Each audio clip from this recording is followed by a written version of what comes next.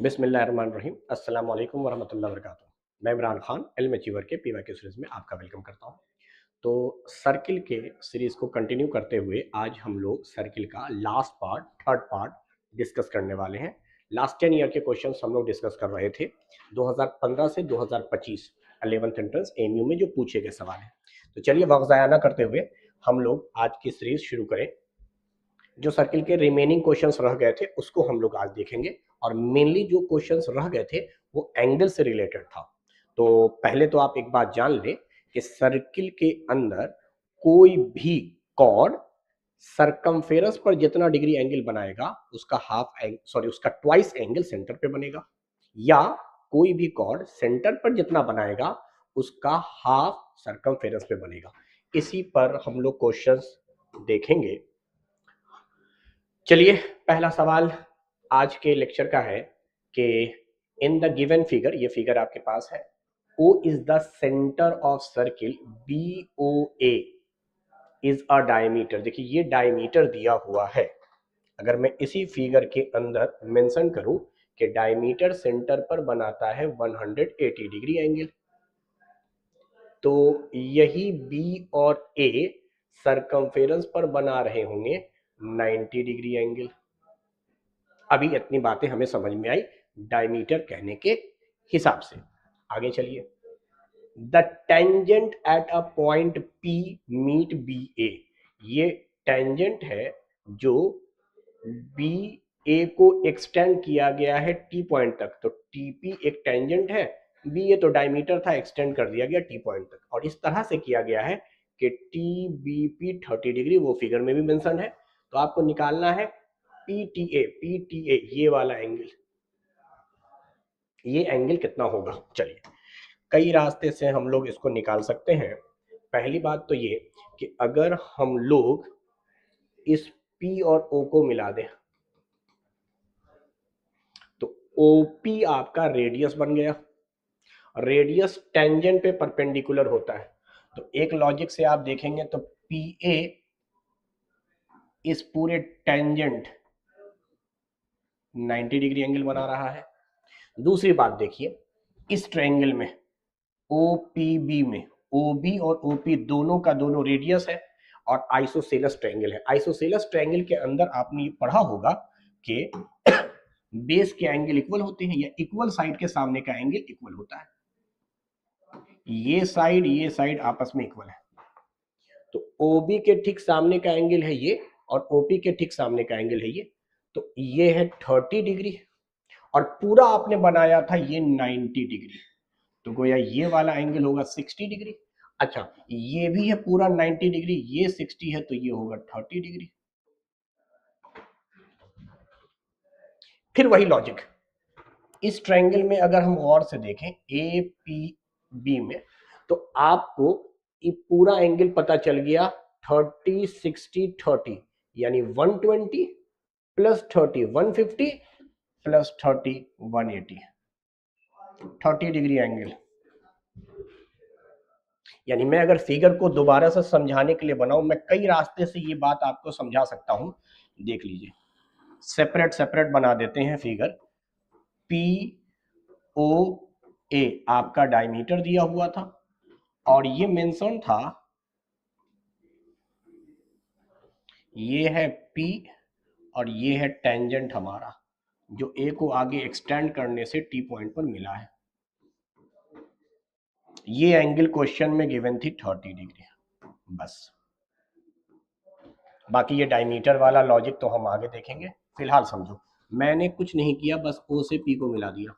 ये रेडियस लिहाजा ये 30 डिग्री एंगल, 30 डिग्री एंगल। अच्छा जैसे ही इसको आपने मिलाया, ये पूरा टेंजेंट था और ये रेडियस था, तो क्या हम लोग कह सकते हैं कि रेडियस पर ये परपेंडिकुलर है, तो ये एंगल हो गया 90 डिग्री। यहां से भी आप बना सकते थे कि ये पूरा P हो गया 120, ये B है और ये बाकी A है, यानी ट्रायंगल TPB एक ट्रायंगल है, ये अकेले 120 और ये 30, तो गोया 120 प्लस 30 150, 150 प्लस 30 एक लॉजिक। दूसरा लॉजिक सुनिए क्या है, क्योंकि ये डायमीटर है तो ये 180 डिग्री था, तो इस ए और पी ने बनाया है ये वाला एंगल, ये हो गया है पूरा 90, जिसमें ये 30 था तो ये एंगल 60 आएगा। सेम लॉजिक, ये OP एंड OA रेडियस है इस ट्रायंगल में, इस ट्रायंगल में, तो ये 60 है तो ये भी 60 होगा, आइसोसेलेस ट्रायंगल, बेस पर के एंगल सेम। अच्छा, अगर ये 60 है तो जाहिर सी बात है ये वैल्यू 120 होगा, ये है 60 और पूरा 90 था तो ये होगा 30, सेपरेट कर करके बना रहे हैं। तो इस ट्रायंगल से भी अगर आप देखेंगे तो 120, 30, 150, रिमेनिंग 30, ताकि 180 हो ट्रायंगल के तीनों इंटरनल एंगल का सम। तो कई तरीके से आप बना सकते हैं इसको, फिगर का एनालिसिस करना आना चाहिए, मेन ओपी को मिलाने से रेडियस हो जाएगा जिससे आइसोसेलेस ट्रायंगल बन जाएगा। तो चलिए आगे चलते हैं नेक्स्ट क्वेश्चन की तरफ। यहां पर देखिए सेंटर है सर्किल का, फिगर बनाया गया है, आपसे पूछा गया है CDE ये वाला एंगल, ये भी आसान, देखो बी और सी ने सेंटर पे बनाया है 120, इधर से अगर हम देखेंगे मेजर अर्क BC बना रहा होगा सेंटर पे 240 डिग्री, मेजर अर्क ये वाला BC सेंटर पर, या ऐसे सोचो कि सेंटर पे टोटल एंगल का सम 360 है, अगर ये 120 है तो 360 में से 120 माइनस करोगे 240 आएगा, यही मेजर अर्क सेंटर का हाफ बना देगा सरकमफेरेंस पर, तो 240 का हाफ होगा 120, और ये है linear pair straight line, total angle का सम 180, जिसमें अगर एक अकेला एंगल 120 है तो दूसरा 60 होगा। चलिए आगे बढ़ते हैं नेक्स्ट क्वेश्चन की तरफ। AB 12 centimeter, BC 16 centimeter, and AB is perpendicular on BC. Then the radius of circle passing through point ABC. अच्छा, एक सर्किल है जो पास कर रहा है ABC से, इट मीन्स डैट सरकमफेरेंस के पॉइंट होंगे और इस तरह से होंगे कि A और B जो है वो परपेंडिकुलर है C पर। Okay, let us assume this is A, B and C और ये है परपेंडिकुलर। ओके, और ए बी की वैल्यू दिया हुआ है 12 सेंटीमीटर, बी सी दिया हुआ है 16 सेंटीमीटर, रेडियस निकालना है। अब सुनो, एक लॉजिक सुनो, अगर कोई राइट एंगल ट्रायंगल है तो जाहिर सी बात है इसका जो हाइपोटेनस होगा वो सेंटर से गुजरा होगा, सेंटर से गुजरा होगा। क्यों? क्योंकि डायमीटर ही बनाता है राइट एंगल ट्रायंगल, डायमीटर मतलब ए और सी ने सेंटर पे बनाया है 180 डिग्री, तो यही ए और सी बनाएगा 180 का हाफ सरकमफेरेंस पे 90 डिग्री। तो अगर ये 90 है तो जाहिर सी बात है हाइपोटेनस ही डायमीटर है। तो राइट एंगल ट्रायंगल के लॉजिक से आप निकाल सकते हैं परपेंडिकुलर की वैल्यू अगर 12 सेंटीमीटर है, बेस की वैल्यू अगर 16 सेंटीमीटर है, तो ये वैल्यू जो आएगा वो 20 आएगा मेरे ख्याल से, 12, 16, 20 ट्रिपलेट होते हैं। तो आप AC निकाल लीजिएगा using by Pythagoras theorem formula, AC का whole square is equal to AB का होल स्क्वायर प्लस BC का होल स्क्वायर। चलिए 12 का स्क्वायर प्लस 16 का स्क्वायर, 144 प्लस 256, 400। AC निकालना है अंडर रूट 400 यानी 20, सबका यूनिट सेंटीमीटर में था लिहाजा सेंटीमीटर, पूरा AC डायमीटर है तो रेडियस हो जाएगा 10 सेंटीमीटर, ये 10 सेंटीमीटर, ये भी 10 सेंटीमीटर, आंसर 10 सेंटीमीटर, डायमीटर बोलता तो 20। नेक्स्ट क्वेश्चन की तरफ चलते हैं। AB और BC आपस में बराबर दिया हुआ है, इसका मतलब आइसोसेलेस ट्रायंगल है तो ये पूरा एंगल आपस में बराबर होगा। ABC ये एंगल 36 दिया हुआ है, अच्छा ये एंगल 36 डिग्री, तो इसका मतलब इन दोनों एंगल की वैल्यू कितनी कितनी होनी चाहिए। अगर एक अकेला 36 है तो बाकी दोनों एंगल का सम होना चाहिए 144, टोटल 360 होता है, सॉरी 180 होता है, तीनों इंटरनल एंगल का सम 180 होता है। तो अगर ये 36 है तो इन दोनों का सम होना है 72 मतलब 72 होगा, ताकि सम 144 आवे। तो भैया ये तो हो गया 72, ये भी हो गया 72। अब देखो हमसे क्वेश्चन में क्या बोल रहा है, बी ओ सी, अच्छा ये एंगल निकालना है, ये तो आसान हो गया। बी और सी ने सेंटर पर बनाया है और बी और सी ने ही सरकमफेरेंस में बनाया है, तो 72 का दुगुना यहाँ बनावेगा 144। दोबारा से समझने के लिए आप समझ लीजिए, ये हमारे पास एक फिगर है जिसमें ये साइड बराबर है, ये एंगल अकेले 36 दिया हुआ है। तो आइसोसेलेस ट्रायंगल में बेस पर के एंगल बराबर होते हैं। अभी सर्किल वर्किल बाद में बनाऊंगा। तो अगर ये 36 है तो इन दोनों को अगर आप एक्स एक्स मान लें थोड़ी देर के लिए, तो ट्रायंगल के प्रॉपर्टी के हिसाब से ट्रायंगल के तीनों इंटरनल एंगल का सम 180, तो एक 36 बाकी एक्स एक्स 2x, तो 2x बराबर 180 में से 36 घटा दीजिए, 144, तो x बराबर आ जाएगा 72, यानी ये हो गया है 72 डिग्री। अब है ये सर्किल का सेंटर, तो इस B और C ने सेंटर पर जितना भी एंगल बनाया है उसका आधा बनाया है सरकमफेरेंस पर। तो सरकमफेरेंस पे अगर x है तो यहाँ सेंटर पे होगा 2x, और x की वैल्यू आप बोल रहे हैं 72, तो 2x की वैल्यू 144।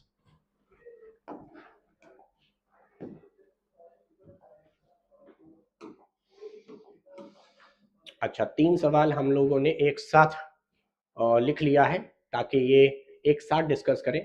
एक ही जैसे क्वेश्चन होंगे या बिल्कुल सेम क्वेश्चन होंगे। 28वां नंबर, 35 नंबर, 42 नंबर, 2021, 2018, 2015। देखिए सवाल क्या है, ए बी सी डी एक साइक्लिक क्वाड्रिलेटरल है, ए बी सी डी एक साइक्लिक क्वाड्रिलेटरल। चलो यही फिगर बना लेते हैं। पहले वाले में फिगर नहीं दिया हुआ है। साइक्लिक क्वाड्रिलेटरल का मतलब हो गया एक सर्किल के अंदर क्वाड्रिलेटरल इस तरीके से बनाए गए हैं कि क्वाड्रिलेटरल के चारों वर्टेक्स सर्किल के सरकमफेरेंस यानी बाउंड्री पर है, और अपोजिट एंगल का सम 180 डिग्री होता है साइक्लिक क्वाड्रिलेटरल के अंदर। तो हमने ए बी सी डी एक साइक्लिक क्वाड्रिलेटरल बना लिया। डी बी सी 55 डिग्री है, डी बी सी अच्छा, ये एंगल 55 डिग्री मेंशन है। ओके, यहां से भी देखें डी बी सी 55 डिग्री दिया हुआ है दोनों क्वेश्चन में। तीसरे में तो फिगर नहीं बना हुआ है इसलिए देखेंगे। A B C D is a cyclic quadrilateral, diagonal intersect E point 70 degree. अच्छा ये बिल्कुल अलग है, चलिए इसको बाद में देखेंगे, पहले ऊपर देखते हैं इन दोनों को। डी बी सी 55 डिग्री है, ऊपर भी D B C. B A सी अच्छा, ये दिया हुआ है 45 डिग्री। बी ए सी दूसरे क्वेश्चन में भी 45 डिग्री है। This is 45 degree. ओके ठीक है, ये सेम चीज है, अभी तक तो सेम चीज आ रहा है। 28वें नंबर में पूछा है बी सी डी बताओ, बी सी डी ई वाला एंगल, और यहाँ भी पूछा है बी सी डी। अच्छा यानी सेम क्वेश्चन है, ये दोनों 100% सेम है। A B C D cyclic quadrilateral है, इस तरीके से है, ये लैंग्वेज दिया हुआ है। D B C 55 degree, B A C 45 degree, निकालना है बी सी डी। ठीक है ये फिगर बना लिया, इन दोनों का सेम आंसर आने वाला होगा, दोनों 100% सेम थे। अच्छा अब हम क्वेश्चन देखते हैं फिगर के हिसाब से। एक साइक्लिक क्वाड्रिलेटरल है, हमको निकालना है ये पूरा सी। अगर पूरा ए पता चल जाए तो अपोजिट एंगल का सम 180 होता है, तो 180 में से पूरा ए माइनस कर देंगे, सी आ जाएगा। अच्छा पूरा ए मालूम करने के लिए सिर्फ हमको इस एंगल की जरूरत है। इस एंगल को बनाया किसने है, तो इस एंगल को बना रहा है ये सी और ये डी, यानी सी डी कॉर्ड या ये अर्क बना रहा है सरकमफेरेंस पर एंगल ए। क्या यही सी डी सेंटर या कहीं और बना रहा था, हाँ सरकमफेरेंस पर बना रहा है। सी और डी सरकमफेरेंस पे बना रहा है 55, तो सेम सेगमेंट में बनने वाले एंगल सेम कॉर्ड या सेम अर्क से सेम होते हैं, यानी यही कॉर्ड सरकमफेरेंस पे 55 बनावेगा और सेंटर पर इसका दुगुना बनावेगा, या सेंटर पे जितना बना उसका आधा बनाया। तो सी डी ने बनाया है ये बी और सी डी ने ही बनाया है ए, तो ए भी 55 हो गया। अब ये पूरा ए देखोगे तो 100 हो गया, 45 + 55 दैट इज 100 डिग्री। तो साइक्लिक के लॉजिक से ई होगा 80 डिग्री। तो पहले में भी आंसर 80 डिग्री, दूसरे में भी आंसर 80 डिग्री। अब आते हैं इसी का अगला सवाल, फिगर के हिसाब से एक साइक्लिक क्वाड्रिलेटरल बना लो भाई। वापस चलो वही फिगर बना रहे हैं। ABCD is a cyclic quadrilateral. इसमें कह रहा है कि जो इनके डायगोनल होते हैं वो ई पॉइंट पर इंटरसेक्ट करते हैं। ई पॉइंट पर, चलो एक डायगोनल है BD, दूसरा डायगोनल है ई पॉइंट पर इंटरसेक्ट कर रहे हैं। ABCD is a cyclic quadrilateral whose diagonal intersect at point E. DBC अब जो वैल्यू दिया उस पे आते हैं। DBC, अच्छा ये वाला एंगल दिया हुआ है 70 डिग्री। चलो भाई BAC this angle is 30 degree. निकालना क्या है? BCD। खाली फिगर अलग था, बात वही है। ये है ई ऐसे ही बेकार का लाया है, वरना बात तो देखो वही है। यहाँ 55 दिया था, यहाँ 45 दिया था, यहाँ वैल्यू चेंज करके 70-30 दिया है। वापस पूरा सी पूछ रहा है, सेम लॉजिक है। शायद इसीलिए इनको एक साथ डिस्कस करने के लिए दिया गया है, ताकि अब आप देखें। पूरा सी निकालना है तो मुझे पूरा ए चाहिए, पूरा ए निकल जाएगा अगर सिर्फ ये एंगल पता हो। इसमें 30 जोड़ दो, पूरा आ जाएगा। ये बना कौन रहा है? CD। तो CD और कहाँ बना रहा है? CD बना रहा है 70। यही CD बना रहा है सरकमफेरेंस पे 70, यही CD बनावेगा सेम सेगमेंट में सरकमफेरेंस पे 70 डिग्री। तो वापस से ये हो जाएगा 100 भाई, तो ये 80 होना चाहिए। तो आंसर वाइज सेम है, बस एंगल थोड़ा सा अलग दिया था। नेट रिजल्ट या नेट कॉन्सेप्ट देखेंगे तो सेम आएगा। चलिए नेक्स्ट क्वेश्चन की तरफ चलते हैं। टू कॉर्ड ABCD को आगे बढ़ाया गया है, ई पॉइंट पे इंटरसेक्ट किया है। आउटसाइड द सर्किल AB की वैल्यू दिया हुआ है 11 सेंटीमीटर। AB की वैल्यू है 11, ओके। BE की वैल्यू दिया है 3 सेंटीमीटर, ठीक है भाई। DE की वैल्यू दिया है 3.5, अच्छी बात है, सब सेंटीमीटर में है। CD की वैल्यू पूछ रहा है, लेट अस अज्यूम X। ये हमने जब क्लास कराई थी तो बताया था अपने बच्चों के लिए कि जब भी दो कॉर्ड इंटरनली या एक्सटर्नली इंटरसेक्ट करे तो आपको इंटरसेक्टिंग पॉइंट से सर्किल पे चलना है और प्रोडक्ट लेना है। तो हम इस इंटरसेक्टिंग पॉइंट से अगर चलें तो पहले इस कॉर्ड पर या इस सेकंड पे चलेंगे तो सेंटर कह रहा हूं, सर्किल तक डिस्टेंस लेना है, इंटरसेक्टिंग पॉइंट से सर्किल तक। तो ई से बी इंटू ई से ए इज इक्वल टू, अब इधर चलिए फिर वैसे ही इंटरसेक्टिंग पॉइंट से सर्किल तक चलना है, ED into EC। Intersecting point से सर्किल तक आपको चलना है, बाकी तो वैल्यू की बात है भाई। EB क्वेश्चन में दिया हुआ है 3, ये हो जाएगा 3 + 11 दैट इज 14। ED आपको दिया हुआ है 3.5 और EC बन जाएगा 3.5 + x चाहिए। 3.5 से 14 काट दीजिए 4 मरतबा में, 4 × 12, इधर 3.5 था, प्लस में आकर माइनस x की वैल्यू आ जाएगी 12 में से 4 घटाओ 8.5।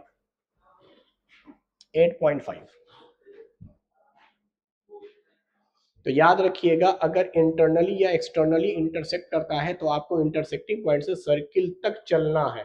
इधर 2 बार चले, इधर भी 2 बार चले, और मल्टीप्लाई करके EB into A, ED into EC। आइए सवाल क्या है भाई।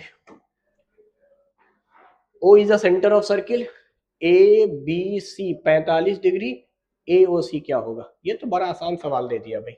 देखो यही A और C ने सरकमफेरेंस पर बनाया है 45, तो सेंटर पे बनावेगा 90, सेंटर पर बनाएगा 90 ट्वाइस।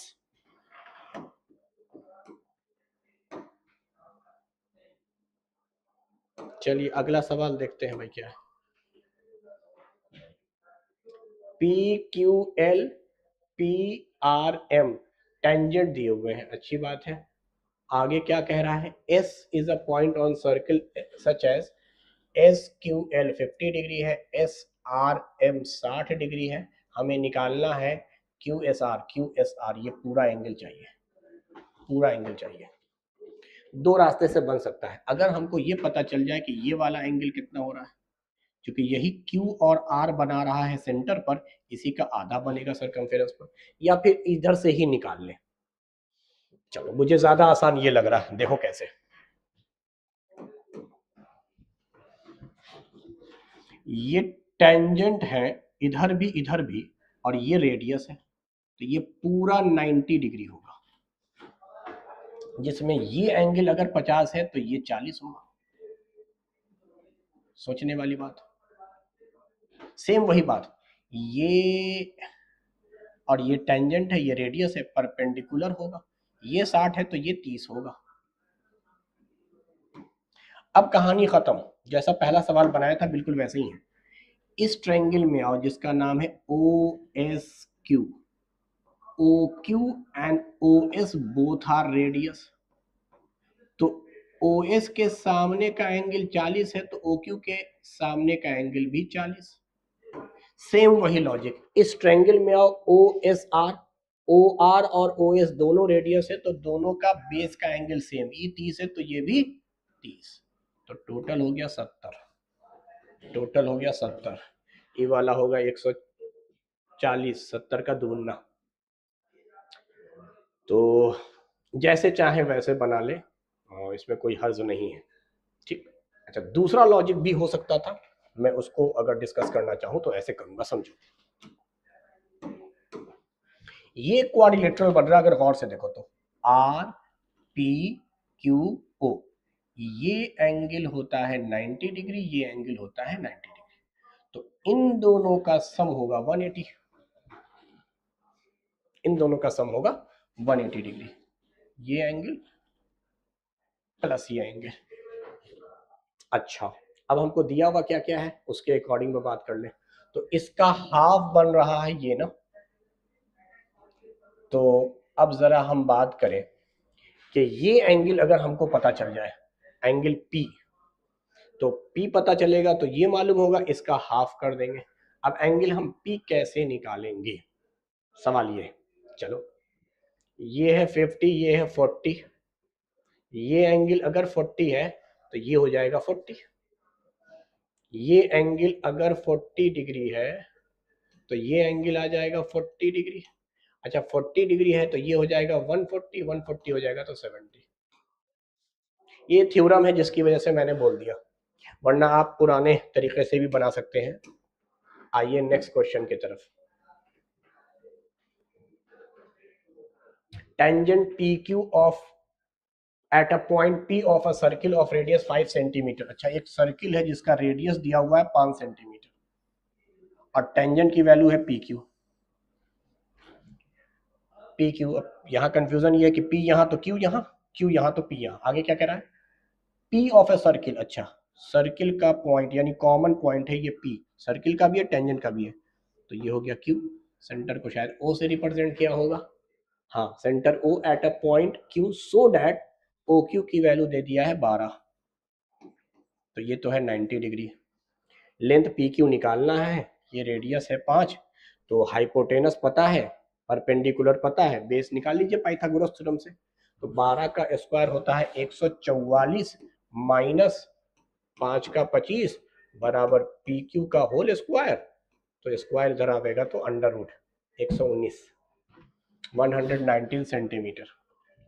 परपेंडिकुलर पता, हाइपोटेनस पता, हाइपोटेनस का स्क्वायर माइनस परपेंडिकुलर का स्क्वायर इक्वल टू बेस का होल स्क्वायर, तो बेस बराबर स्क्वायर रूट बाकी difference.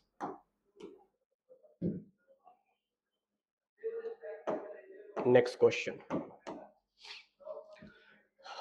in a given figure a circle inscribed triangle ABC touches the side, ठीक है, AB की वैल्यू 14 दिया है। अच्छा, ये पूरा 14 सेंटीमीटर है, BC 8 है, ये पूरा 8 है। अच्छा, CA 12 है। ये ट्रायंगल के तीनों साइड दे दिए हैं, हमसे पूछ रहा है AD की लेंथ क्या होगी, BE की लेंथ क्या होगी और CF की लेंथ। अच्छा, तीनों दे दिया, तब तो काफी आसान हो गया, कोई एक पूछता तब दिक्कत वाली बात थी, फिर पूरा निकालना पड़ता। तीनों दे दिया तो देखो दिक्कत नहीं है, हम एक काम करते हैं, एडी की लेंथ को x मानते हैं सिर्फ समझने के लिए। सबसे पहले एडी ही बोला है, यानी x आपसे पूछ रहा है, क्या होगा। अब देखो एक सर्किल में एक्सटर्नल पॉइंट से जो दो टेंजेंट खींचे जाते हैं उनकी लेंथ आपस में बराबर होती है, तो एडी जितना है उतना ही एफ होगा, ये थ्योरम है। सिमिलरली जितना बी होगा उतना ही बी डी होगा, लेट अस अज्यूम वाई, सिर्फ समझने के लिए भी, तो ये भी वाई हो गया। एक एक्सटर्नल पॉइंट से दो टेंजेंट की लेंथ आपस में बराबर, तो आपसे पूछा है बी यानी वाई। अच्छा, इसको सी और सी एफ को जेड मान लेते हैं, जेड मान लेते हैं। तो पहले तो मुझे लीनियर इक्वेशन बनता हुआ दिखाई दे रहा है कि x प्लस वाई का सम दिया हुआ है 14 सेंटीमीटर, y प्लस जेड की वैल्यू का सम दिया हुआ है 8 सेंटीमीटर, और x प्लस जेड का दिया हुआ है 12। हम वहां ऑप्शन से बना सकते थे, यहां z की बात कर रहा है, ऑप्शन से बना सकते हैं। वापस सुनिए, अब इसको सॉल्व करने के दो रास्ते हैं। पहला रास्ता,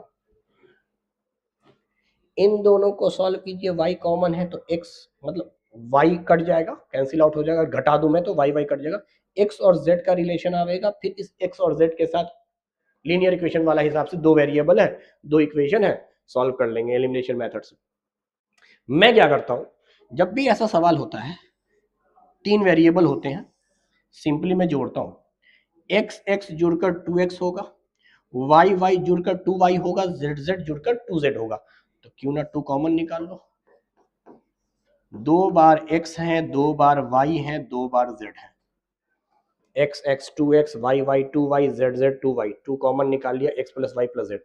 इन सबको जोड़ो, 12 और 8 20, 10 30 और 4 34। इसका मतलब इन तीनों x y z का सम 17 आना है।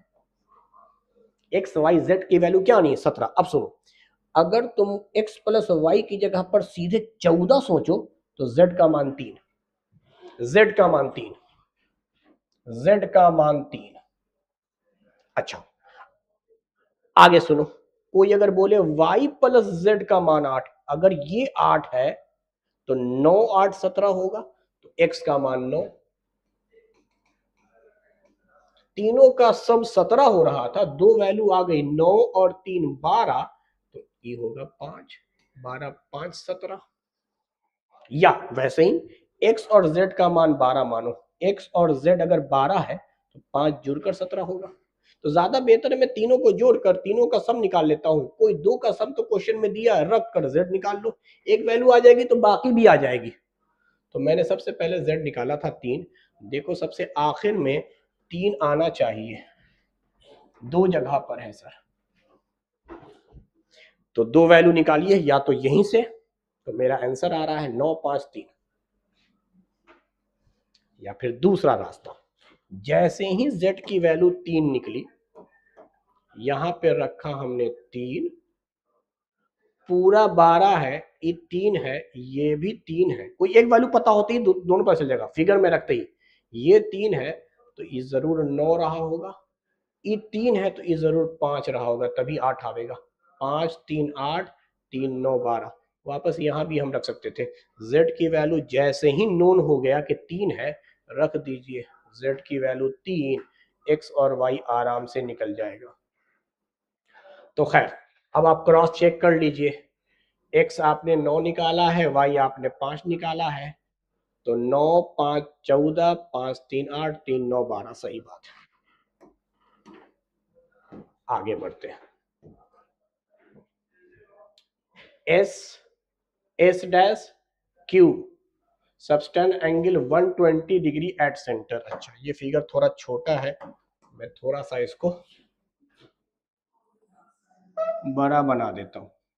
ये हमको टेंजेंट जैसा दिख रहा है, ये है सेंटर, ये है अर्क का पॉइंट एस, बीच में कहीं पर है एस डैश, और ये है पॉइंट ऑफ कांटेक्ट क्यू, ये बना रहा है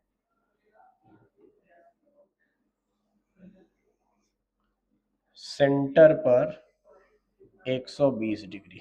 चलिए भाई, 120 डिग्री एंगल, ये वाला आर्क माइनर आर्क सेंटर पे 120 बनाया है, बाकी ये पॉइंट आर है, ये टी है, ये पूरा टेंजेंट है। वाह, आगे देखते हैं। R T is a tangent, ठीक है, ऑफ अ सर्किल। हमें बताना है R Q S, R Q S, E वाला एंगल कितना होगा। देखिए समझते हैं बात को। ये एंगल 120 बन गया है और ये रेडियस है, देखो ये वाला ई टेंजेंट है, एक दूसरे पे परपेंडिकुलर, तो पूरा एंगल होगा 90। समझ में आ रही बात? पूरा एंगल है 90, ये हम 90 बोल रहे हैं, ये पूरा 90। अब सुनिए, दूसरा तरीका ये है कि इस फिगर पे आइए, ओ एस को रेडियस बोलिएगा तो ओ क्यू को भी रेडियस बोलिएगा, तो फिर से एक आइसोसेलेस ट्रायंगल बनता हुआ दिखाई दिया। ई अकेला 120 है, तो ये दोनों एंगल आपस में बराबर होंगे और इनका सम होना चाहिए 60, तो जाहिर सी बात है ये 30 है। पूरा आप 90 बोल रहे हो, ये अकेला 30 है, तो ये 60 होगा, 60 डिग्री, 60 डिग्री। ठीक है, चलिए।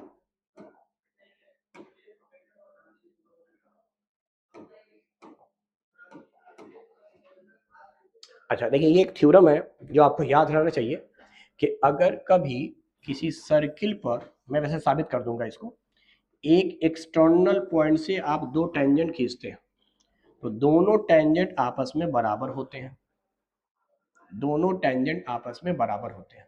यहाँ पे टेंजेंट जो दिया है मैं वही ले लेता हूँ, ए और ई है और ए और डी है।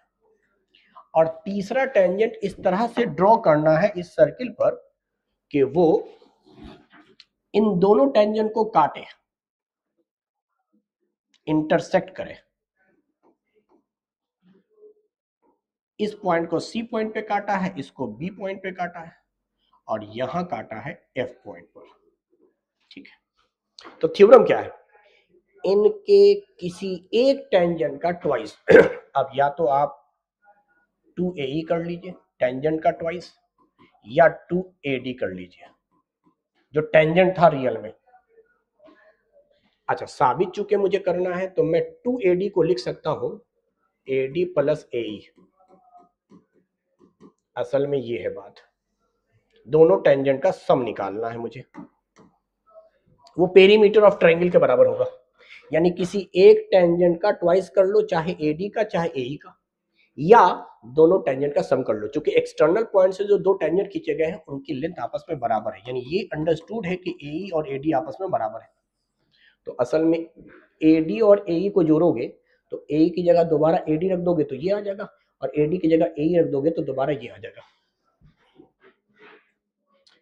अब सुनिए, यहीं से हम पेरीमीटर साबित करेंगे। ये पेरीमीटर के बराबर होता है, ये बराबर होता है पेरीमीटर ऑफ ट्रायंगल जो बना है, पेरीमीटर ऑफ ट्रायंगल जो यहां दिख रहा है आपको ACB, ACB।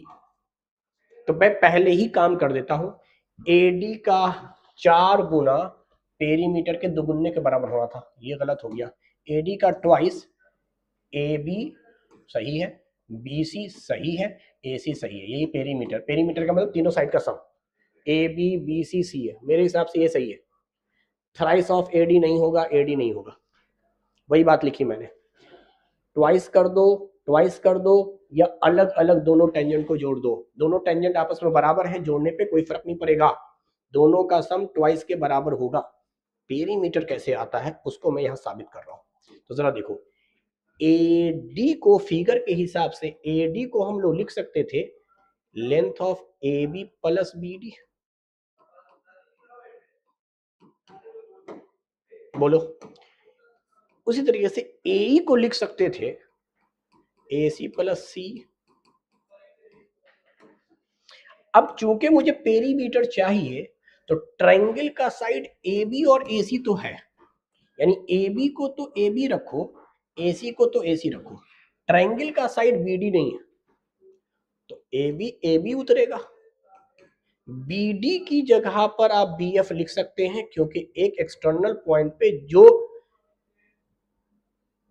टेंजेंट दो खींचे जाते हैं उनकी लेंथ आपस में बराबर होती है, तो BD is equal to BF।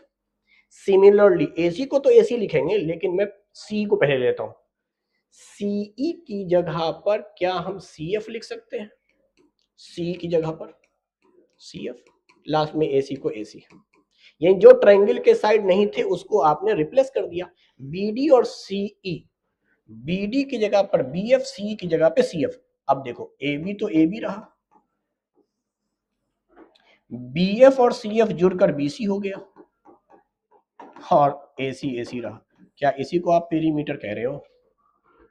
तो ये थ्योरम डायरेक्ट याद रखिएगा, जब भी कभी एक्सटर्नल पॉइंट से दो टेंजेंट ड्रॉ किए जाते हैं और तीसरा टेंजेंट इस तरह से इंटरसेक्ट करता है इन दोनों को कि इस कॉमन पॉइंट के साथ या कॉमन एक्सटर्नल पॉइंट के साथ ट्रायंगल बना दे, तो किसी एक टेंजेंट का ट्वाइस पेरीमीटर ऑफ ट्रायंगल के बराबर होता है, या दोनों टेंजेंट के साइड का जो सम होता है वो पेरीमीटर के बराबर होता है। तो आंसर तो हम पहले ही बता चुके हैं, सी है। बाकी डिराइव किया था यहाँ, बाकी ये सब रिलेशंस याद रहे तो ज्यादा बेहतर है। O is a centre, PQ की वैल्यू 12 सेंटीमीटर है, BQ 8 है, देन कॉड AB। अच्छा सेंटर ऊपर है, ये AB है, कॉड X। फिर वही चीज जहां हमने बताया था कि दो सेकंड या दो कॉर्ड आपस में इंटरसेक्ट करें इंटरनल एक्सटर्नल, तो आपको इंटरसेक्टिंग पॉइंट से चलना है। यहां पर भी आपको इंटरसेक्टिंग पॉइंट चलना है। इधर चलिएगा तो Q से B चलिएगा और Q से A चलिएगा। इधर दो बार चले हैं, इस इंटरसेक्टिंग पॉइंट से सर्किल पे चलिए QB QA। इधर भी अब आपको दो बार चलना पड़ेगा, QP इंटू QP। इसी को आप QP का स्क्वायर भी बोलते हैं। जो टेंजेंट है उसका स्क्वायर दोनों तरफ के सेकंड के प्रोडक्ट के बराबर है। तो अब क्या करेंगे, तो आप वैल्यू पुट कर दीजिए भाई। Q से B की डिस्टेंस है 8, Q से A ले लीजिएगा 8 प्लस X, और ये दिया हुआ है 12 इंटू 12 या 12 का स्क्वायर, ये तो हो गया 144। ये 8 इधर आकर डिवाइड, यहाँ पे 8 प्लस X, 8 से काट दीजिए, 18 मरतबा में कटेगा, तो X की वैल्यू 10 आ गई। X की वैल्यू 10। रिलेशन याद है, इजीली बन जाएगा।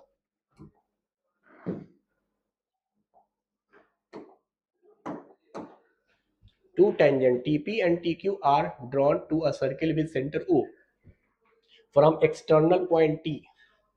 अच्छा पहले मैं फिगर बना लेता हूँ। ये हमारा एक सर्किल है, ये मान लीजिए T एक्सटर्नल पॉइंट है, इससे दो टेंजेंट ड्रॉ किया गया है सर्किल पर, एक का नाम है TP, एक का नाम है TQ। चलिए ये दोनों तो आपस में बराबर है। ये है सेंटर O। P TQ, अच्छा इस एंगल की बात कर रहा, ये एंगल OPQ। अच्छा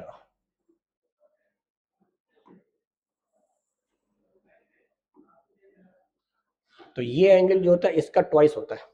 अभी थोड़ी देर पहले हम लोगों ने थोड़ा सा एक क्वेश्चन में ऐसा किया था, डायरेक्ट 40 था तो वहां 40 लिख के काम चला लिया था कि उसके बराबर होता है और सेंटर। चलिए यहाँ मैं साबित कर देता हूँ, कि रिलेशन तो पता है, ये एंगल इसका ट्वाइस है।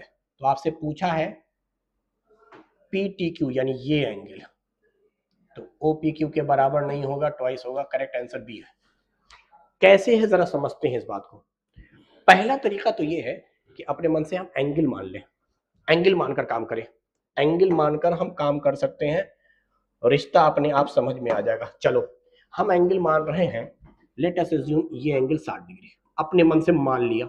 देखिए ये एंगल 30 आ रहा है क्या? जब ये 60 माना है तो ये 30 आना चाहिए। पहले बात करते हैं, क्या मैं इस O से इस Q को मिला दूं? तो आप देखो ये OP और OQ रेडियस बनेगा, जितना एंगल ये होगा उतना ही एंगल ये होगा। एक बात तो ये समझ में आई। दूसरी बात, इन दोनों का सम 180 होता है। वो इसलिए क्योंकि ये पूरा एंगल 90, ये पूरा एंगल 90, और ये क्वाड्रिलेटरल है QOPT। तो ये दोनों 90 90 180, तो गोया इन दोनों का सम 180 होना था। इसमें इसको अगर आपने 60 मान लिया है सिर्फ रिश्ते के लिए, तो ये आएगा 120। अब जरा देखो, अगर ये 120 है और ये दोनों रेडियस होने की वजह से ये दोनों एंगल सेम हो गया था, तो जाहिर सी बात है 30 आवेगा, 30 आवेगा। तो ये 30 का दुगुना हो रहा है 60, या ये जो एंगल है इसका ट्वाइस है। अच्छा, ये तो इत्तेफाकन था कि 60 पे 30 आ गया, कोई और वैल्यू मान लीजिए सर। चलिए थोड़ी देर के समझने के लिए हम अपने मन से इसको 80 मानते हैं। तो क्या ये 40 आ रहा है? क्या मैं इसको 80 मान लूं? सोचो, अगर ये 80 है तो ये एंगल 100 होना चाहिए, क्योंकि इन दोनों का सम हमेशा 180 होता है। तो अगर ये 100 है तो अब इन दोनों का सम 40-40 ही होगा, तभी 180 होगा। तो एक तरीका तो ये है कि वैल्यू मान लीजिए। चलिए, वैल्यू से भी काम नहीं चलेगा, हमें पूरा डिराइव करके दिखलाइए सर। चलिए बना रहे, एक सर्किल हम ड्रॉ करेंगे। एक्सटर्नल पॉइंट जो बोला है वही लेते हैं टी, यहां था P और T से था ये Q, ये है सेंटर O।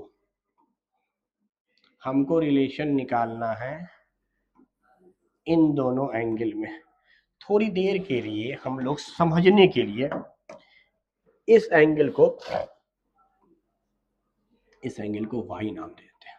अब देखो, इस ट्रायंगल में आओ पहले, ये और ये बराबर है, लिहाजा ये भी y होगा। तो इस एंगल को जो सेंटर पे बन रहा है, इस एंगल को हम लोग लिख सकते हैं 180 डिग्री माइनस 2y। तीनों का सम 180 होना है, 2y हो चुका है, तो 180 में से इन दोनों का सम माइनस कर दो, ये एंगल आ जाएगा। अगला लॉजिक, ये पूरा एंगल 90 था, ये पूरा एंगल 90 था, तो इन दोनों का सम 180 होना था। तो इसका मतलब इस एंगल को आप दूसरी बार में कैसे लिखेंगे? तो 180 डिग्री माइनस x, इन दोनों का सम भी 180 बोल रहे हैं, तो इस एंगल को ही निकालने के लिए क्या कह सकते हैं, 180 में से x घटा दीजिए, तो 180 घटा माइनस माइनस घटा, x की वैल्यू जो थी y का ट्वाइस था। एक तरीका। एक और तरीका है लास्ट, ये है सर्किल हमारे पास, ये एक्सटर्नल पॉइंट, चलिए ये है T, ये है P, ये है Q, ये है पॉइंट O। हम लोग क्या करेंगे कि इसको मिला देंगे,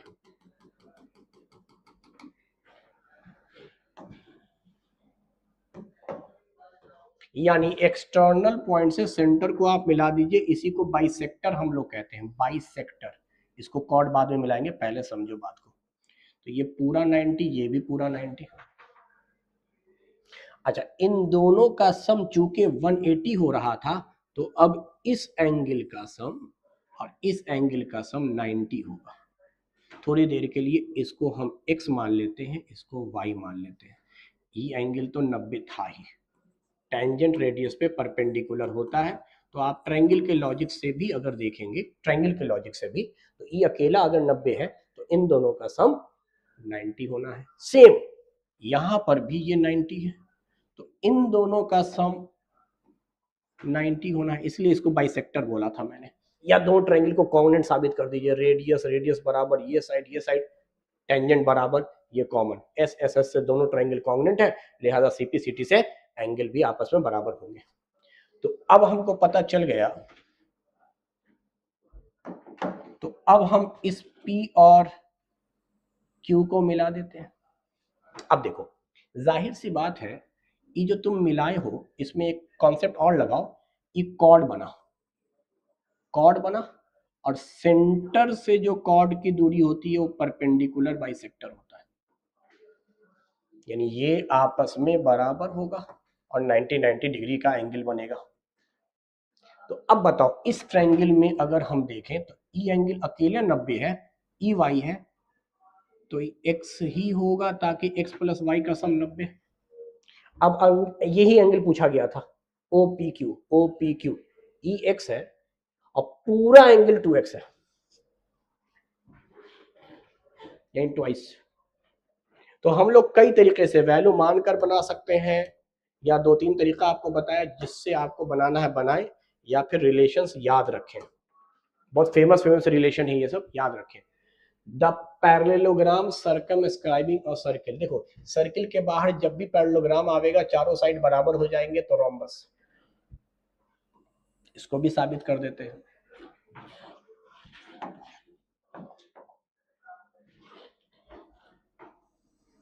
मान लीजिए ये एक पैरेललोग्राम है, सर्कमस्क्राइब का मतलब ये हो गया कि सर्किल के बाहर सर्कमफेरेंस पर एक पैरेललोग्राम ड्रॉ किया गया है। चूंकि ये पैरेललोग्राम है तो आपको ये बात मालूम होनी चाहिए कि ए बी पैरेलल और इक्वल है सी डी के, और ए डी भी पैरेलल और इक्वल है बी सी के। Opposite sides are equal and parallel. अब अपने मन से मान लेते हैं ये काट रहा है P Q R S point पर, तो तरीका ये है कि आपको अपोजिट साइड का सम लेके काम करना है, क्योंकि अपोजिट साइड आपस में बराबर होते हैं। अब या तो आप ए बी और सी डी को जोड़ दीजिए, या आप ए डी और बी सी को जोड़ दीजिए। अच्छा याद देखिए, पैरेललोग्राम में अगर एडजेसेंट साइड बराबर हो गए, ए बी ए डी बराबर हो गया या ए बी बी सी बराबर हो गया, तो ये मान लीजिए चारों साइड बराबर है। तो यही कॉन्सेप्ट लगाते हैं, A B plus C D. Figure के हिसाब देखो, ए बी को क्या लिख सकते हैं, A S plus S B. C D को क्या लिख सकते हैं, C Q plus D Q या क्यू डी। अब ए बी को तो ए बी ही रहने देंगे, इस सी डी की जगह पर ए बी लिख देंगे, और यहां सब बदल दीजिए। ए एस को ए पी लिख सकते हैं, एस बी को बी आर लिख सकते हैं, सी क्यू को सी आर लिख सकते हैं, डी क्यू को डी पी लिख सकते हैं। A B that is the twice of A B. देखो मैं डायरेक्ट कर देता हूं, बी आर और सी आर को एक साथ जोड़ो, बी आर सी आर क्या बी सी हो गया। अच्छा ए पी और डी पी को एक साथ जोड़ो, ए पी डी पी क्या ए डी हो गया। अब आपको अच्छे से पता है पैरेललोग्राम में ए डी और बी सी भी बराबर था, तो बी सी को तो बी सी लिखेंगे, ए डी की जगह पर वापस, तो twice of B C is equal to twice of A B. इधर तो ट्वाइस ऑफ ए बी ही आ रहा है, 2 से 2 कैंसिल, तो पैरेललोग्राम में एडजेसेंट साइड इक्वल हो गए, A B is equal to B C. ये साइड इसके बराबर है, ये पहले से इसके बराबर था और ये इसके बराबर था, यानी चारों बराबर हो गए तो रोम्बस। जब भी कभी बाहर पैरेललोग्राम ड्रॉ किया जाए या रेक्टेंगल ड्रॉ किया जाए, चारों साइड बराबर हो जाएंगे। तो अगर ये एबीसीडी रेक्टेंगल होता तो स्क्वायर बन जाता, और अगर पैरेललोग्राम है तो रोम्बस बन जाएगा। और अंदर अगर होगा तो एंगल 90 डिग्री होता है। इंस्क्राइब के अंदर हर एंगल 90 डिग्री होता है, यानी एंगल का बराबर हो जाना इस कॉल 90 डिग्री का हो जाना। बाहर था इसलिए साइड्स बराबर होते हैं। चलिए आगे बढ़ते हैं। 40वां question, the diagonal of cyclic quadrilateral intersect at the centre of circle containing the quadrilateral is. यानी क्वेश्चन कह रहा है कि एक साइक्लिक क्वाड्रिलेटरल है,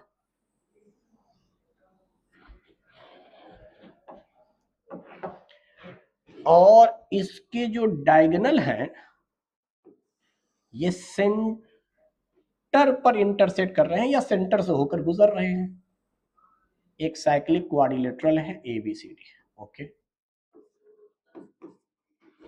diagonal of cyclic quadrilateral intersect at the centre of circle, okay. इसके जो डायगोनल है ना, वो जहां पर इंटरसेक्ट करते हैं इस पॉइंट का नाम है सेंटर। तो इस क्वाड्रिलेटरल का नाम क्या है ये पूछा जा रहा है आपसे। चलिए नाम तो बताना आसान हो गया, अब गौर से देखो, क्या हम AC को डायमीटर माने तो उस सेंटर पे बनावेगा 180, इसीलिए सरकमफेरेंस पे बनावेगा 90। अच्छा, ई एंगल 90 है, साइक्लिक है, इस वजह से भी इसको आप 90 बोल सकते हैं, या फिर इधर वाला एंगल भी आप बोल सकते हैं कि 180 हो गया था। AC ने 180 बनाया सेंटर पर, तो सरकमफेरेंस पे बनाया 90। उसी तरीके से BC भी बना रहा होगा 180, तो ये एंगल भी 90, ये 90, तो साइक्लिक होने की वजह से ये एंगल भी 90। तो गोया इसमें हर एंगल 90 डिग्री हो रहा है, डायगोनल चूंकि इंटरसेक्ट किया था सेंटर पर, इसलिए तो रेक्टेंगल साबित हुआ। साइड्स इक्वल नहीं हुए हैं कि आप स्क्वायर बोलेंगे, साइड के बारे में कुछ नहीं पता है, it means that it is a rectangle. जब भी कभी इंटरसेक्ट करे तो ये मान लीजिए डायगोनल रेक्टेंगल के अंदर भी डायगोनल एक दूसरे के बराबर भी होते हैं और इंटरसेक्ट करते हैं, यानी सारे डायगोनल आपस में इक्वल है, सारे डायगोनल आपस में इक्वल है, सारे डायगोनल। साइड्स के बारे में कंफर्मेशन नहीं है, इसीलिए हम रेक्टेंगल कह रहे हैं। आगे बढ़ते हैं। In figure PQR 100 degree, okay, PQR point on circle figure में दिया ही हुआ है, OPR ठीक है। ये क्वेश्चन भी आसान है, देखो यहां सरकमफेरेंस पे यही PR जो है कॉर्ड, इसने बनाया है सरकमफेरेंस पे 100, तो यही बनावेगा सेंटर पे 200। अब देखो इधर से अगर 200 है तो ई वाला एंगल 160 होगा, और साथ में OR और OP रेडियस है, तो ये एंगल और ये एंगल सेम होंगे, तो 10-10 डिग्री हो गया, टोटल 180 होता है। ये 160, इसको x मान लो, तो 160 प्लस 2x बराबर 180, तो 2x बराबर 20, तो x बराबर 10। PQ is a chord of length 8 cm of a circle of radius 5 cm. The tangent at P and Q intersect at point T. The length TP in centimeter. चलिए पहले figure draw करते हैं, देखते हैं क्या बोल रहा है। PQ एक कॉर्ड है जिसकी लेंथ दिया हुआ है, एक कॉर्ड है, चलो मान लो this is a chord of length 8 centimetre. Circle का सेंटर नहीं कुछ दिया है, अपने मन से O मान लेते हैं। The tangent at P and Q intersect at point T. अच्छा, एक टेंजेंट है TP और एक टेंजेंट है TQ, ठीक है। TP बताना, लेंथ ऑफ टेंजेंट बताना है, ये 8 दिया हुआ है, और रेडियस की वैल्यू 5 दी हुई है, रेडियस की वैल्यू 5 है। एक चीज नोट कर लीजिए, वैसे तो ये सिमिलर ट्रायंगल से बनेगा, ये मेरा एक ट्रिक है, relation between length of chord या कॉर्ड, रेडियस एंड टेंजेंट। जब भी कभी रेडियस और लेंथ ऑफ कॉर्ड दिया हो और आपको टेंजेंट निकालना हो, तो डायरेक्ट रिलेशन है, एक बार चलो अभी अभी अभी रिलेशन बना रहे हैं ना, तो हम ऐसे बताते हैं। पहले पहले एक काम करें, इस लेंथ ऑफ कॉर्ड को आधा करके रेडियस से गुना कीजिए, उसके बाद इन्हीं दोनों को जोड़ना है, जो बड़ा है उसी को पहले लिख रहे हैं, अगर रेडियस बड़ा है तो रेडियस में जोड़ना है, लेंथ हाफ और घटाना है और रूट लगा देना है। ये रिलेशन है डायरेक्ट आंसर लाने का, ये रिलेशन है। बाकी मैं थोड़ा समझाने के लिए सिमिलर ट्रायंगुलर कॉन्सेप्ट सिखाऊंगा आपको। तो पहले मैं क्वेश्चन का आंसर देता हूँ। लेंथ ऑफ कॉर्ड 8 है, तो L की वैल्यू 8 है, तो मैं कहूंगा 4, और रेडियस 5 है तो गुना करूंगा। ये लेंथ ऑफ टेंजेंट निकाल रहा हूं मैं, तो 5 चौके 20। अच्छा, इन दोनों को जोड़ूंगा तो 9 आवेगा, और घटाऊंगा तो 1 आवेगा, और रूट लगा दूंगा। लेंथ ऑफ कॉर्ड को आधा करके रेडियस से गुना कीजिए, दोनों को जोड़िए, दोनों को घटाइए, रूट लगाइए, तो 20 हो गया, और रूट 9 का 3 हो गया, 20/3 आंसर आ गया। अब रह गई बात इस रिलेशन की या आंसर लाने की, तो सुनिए यहां रिश्ता कैसे बनता है। आपको ये मानकर चलना है कि P और O जो है वो आपका बाइसेक्टर है, ये मानकर चलना है। तो इट मीन्स डैट कि अगर ये 5 है और आप इसको बाइसेक्टर बोल रहे हैं तो ये हो गया है 4, इस लेंथ को आप बोलेंगे 4, और ये है 90 डिग्री, रेडियस टेंजेंट पे परपेंडिकुलर है, इसको हम नाम देते हैं पीएम। तो तरीका ये है कि आप दोनों ट्रायंगल को सिमिलर करेंगे। एक ट्रायंगल कौन सा है, ओपीटी, ट्रायंगल ओपीटी मैं सिमिलर वाले फॉर्मेट में ही लिखता हूं। और सिमिलर क्यों है, राइट एंगल ट्रायंगल है तो एंगल एंगल के लॉजिक से मैं बोल रहा हूं। और दूसरा ट्रायंगल है ये, देखो एक राइट एंगल ट्रायंगल है ओपीटी जिसमें एंगल ओ है, और एक राइट एंगल ट्रायंगल है ओएमपी जिसमें एंगल ओ है। तो ओ तो कॉमन है, एक एंगल तो आपका हो गया। दूसरा ओपीटी में पी 90 डिग्री है और यहां ओएमपी में एम 90 डिग्री है, तो ये दूसरा एंगल भी हो गया। यहां पे तीसरा बचा है पी। तो इट मींस दैट ये दोनों अगर आपस में सिमिलर है तो इनके साइड के रेशियो भी सेम होंगे या प्रोपोर्शनल होंगे। यहां हम साइड ले रहे हैं ओपी तो ओएम लेंगे, यहां हम साइड ले रहे हैं पीटी जो हमें निकालना है पीटी, तो यहां लेंगे एमपी, और यहां पे लेंगे ओटी तो यहां आएगा ओपी। अब देखते हैं क्या क्या दिया हुआ है। हमको ये वाला तो लेना ही लेना है क्योंकि आपको पीटी चाहिए, पीटी चाहिए, पीटी लेंथ ऑफ टेंजेंट तो चाहिए चाहिए। चलिए ओपी दिया है, हाँ दिया है 5। ओएम, ओएम निकालेंगे, ओएम आपको निकालना पड़ेगा और ये निकल जाएगा इस ट्रायंगल में, इस राइट एंगल ट्रायंगल में 90 के ठीक सामने हाइपोटेनस दिया है, परपेंडिकुलर दिया है, बेस निकाल लीजिए। या ट्रिपलेट याद है तो 3 4 5 होते हैं, नहीं तो आप निकालेंगे ओएम, तो ओएम मान लीजिए निकाला 3 आ गया। पीटी तो आपको चाहिए ही चाहिए। एमपी, एमपी की वैल्यू आपको गिवन है 4, यहीं से निकल जाएगा पीटी 5 चौके 20/3। तो इतनी सारी बातें होनी चाहिए, आपको फिगर बनाने आना चाहिए, वरना हमारे रिलेशन के लिए फिगर की जरूरत नहीं है। बस 2 चीजें दी हुई थी, रेडियस दिया था, लेंथ ऑफ कॉर्ड दिया था, टेंजेंट निकालने को कह रहा था। वरना अगर रिलेशन याद नहीं है तो फिगर ड्रॉ कीजिए और ये जानिए कि इन दोनों राइट एंगल ट्रायंगल को हमें सिमिलर दिखलाना है, उसके बाद टेंजेंट का रिलेशन हम निकाल पाएंगे रेडियस और लेंथ ऑफ कॉर्ड के मदद से। Which of the following statement is true, चलिए भाई इसमें से बताना है स्टेटमेंट कौन सा ट्रू है।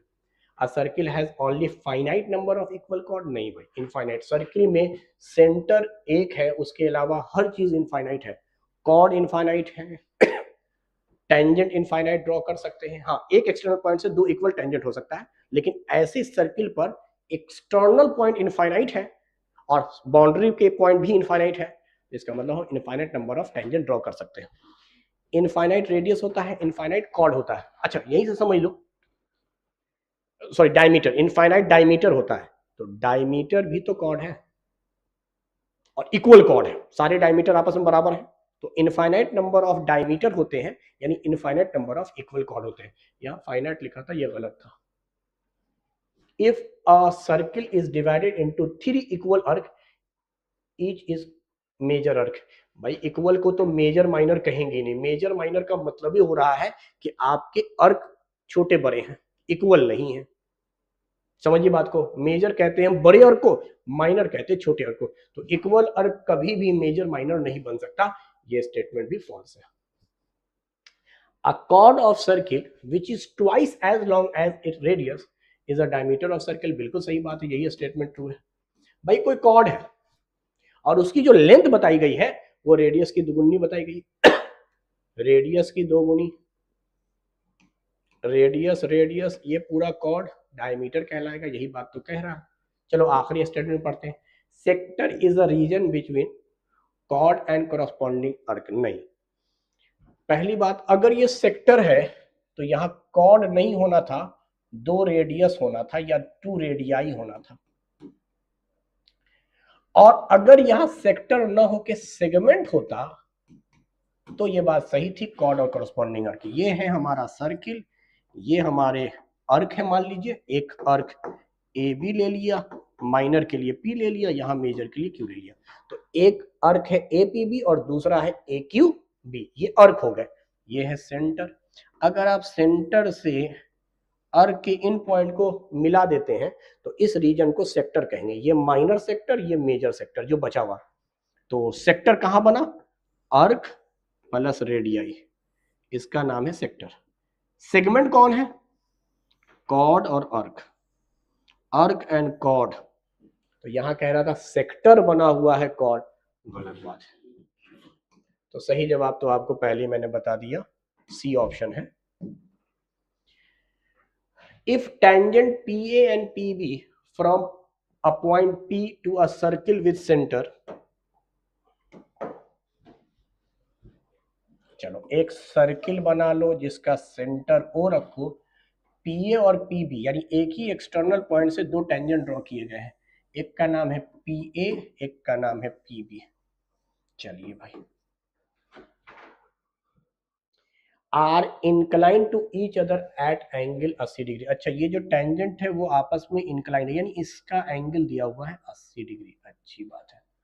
देन POA, POA, चलो ये भी आसान सवाल दे दिया।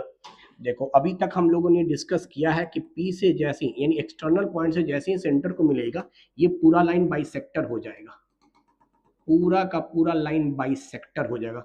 तो पूरा अगर 80 है तो ई वाला 40 होगा। आपसे पूछ रहा है ई वाला एंगल क्या होगा, जबकि आपको पता है कि ये जैसे ही आपने ओ से ए को मिलाया, ये तो हुआ रेडियस, ये हुआ टेंजेंट, रेडियस टेंजेंट पे होता है परपेंडिकुलर। तो इस ट्रायंगल में देखिए ओ ए पी में ई अगर 40 है, ये 90 है, ये 50 होगा। This angle is 50 degree, 50 degree. दूसरा लॉजिक, पूरा एंगल P 80 था तो पूरा एंगल O 100 होना चाहिए, क्योंकि इन दोनों का सम 180 पढ़ाया गया है। ये रेडियस है, ये भी रेडियस है, ये भी 90, ये भी 90, ये टेंजेंट। पूरा क्वाड्रिलेटरल, चारों एंगल का सम 360, दो अकेले 180, तो बाकी दो का सम 180। 180 में अगर ये 80 है तो ये पूरा 100 है, और ये बाइसेक्टर था इसलिए 50-50। चलिए नेक्स्ट क्वेश्चन की तरफ चलते हैं। तो सर्किल के अंदर एंगल का जो क्वेश्चन हमारा रह गया था उसमें इतने ही सवाल थे। तो सर्किल फाइनली खत्म हुआ, जो बहुत इंपॉर्टेंट टॉपिक था। बाकी ये आपके सामने इस ईयर के हमारे सिलेक्टेड स्टूडेंट हैं, उसमें कुछ टॉप रैंकर्स हैं, सिर्फ उनका हमने जिक्र किया है। तो होपफुली अगले साल आप शायद यहाँ टॉप रैंकर में हो। तब तक के लिए अल्लाह हाफिज़।